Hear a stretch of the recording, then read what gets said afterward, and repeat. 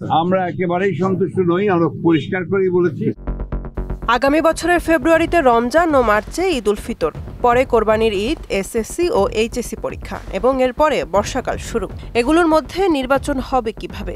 এজন্যই কি এবছরের ডিসেম্বরের মধ্যেই নির্বাচন করার উপযুক্ত সময় বলে মনে করছেন বিএনপি? গত বুধবার অন্তর্বর্তী সরকারের প্রধান উপদেষ্টা ডক্টর মোহাম্মদ ইউনূসের সঙ্গে বিএনপির শীর্ষ নেতাদের বৈঠক হয়। বৈঠকে নির্বাচনের সুনির্দিষ্ট রোডম্যাপ, নির্বাচন নিয়ে সরকারের মনোভাব এবং বর্তমান রাজনৈতিক পরিস্থিতি সহ নানা বিষয়ে আলোচনা হয়। তবে বৈঠক শেষে বিএনপি নাকি মনে করছেন নির্বাচন নিয়ে সরকারের মধ্যে কোনো সিরিয়াসনেস নেই। অন্তর্বর্তী সরকার আগামী ডিসেম্বর থেকে পরবর্তী জুনের কথা বললেও নির্বাচন নিয়ে তারা অনেকটাই উদাসীন বলে মনে করছেন বিএনপির শীর্ষস্থানীয় নেতারা। বিভিন্ন সংবাদ মাধ্যমের বরাতে বিএনপি নেতাদের এমন মনোভাবের কথা জানা যায়।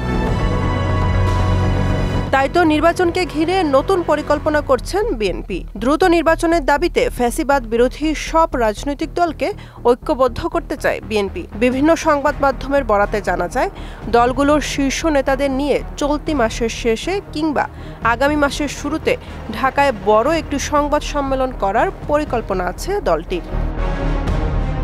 এর মাধ্যমে বিএনপি সরকারকে এ বার্তা দিতে চায় যে বাংলাদেশের অধিকাংশ রাজনৈতিক দল নির্বাচনের জন্য প্রস্তুত এবং তারা আগামী ডিসেম্বরের মধ্যে নির্বাচন চায়। সম্প্রতি বিএনপির স্থায়ী কমিটির বৈঠকে এমন সিদ্ধান্ত হয়েছে বলে বৈঠক সূত্রে জানা গেছে। আবার যেহেতু এ সরকার গণঅভ্যুত্থানের ফসল, তাই সরকারের বিরুদ্ধে সরাসরি কোনো কর্মসূচি কিংবা বড় আন্দোলনে না যাওয়ার সিদ্ধান্ত নেওয়া হয়। তবে বৈঠকে নির্বাচন ইস্যুতে সরকারের উপর চাপ বাড়ানোর সিদ্ধান্ত নেওয়া হয় বলে জানা যায়। বুশরা জাহান, মোহনা, ডিজিটাল।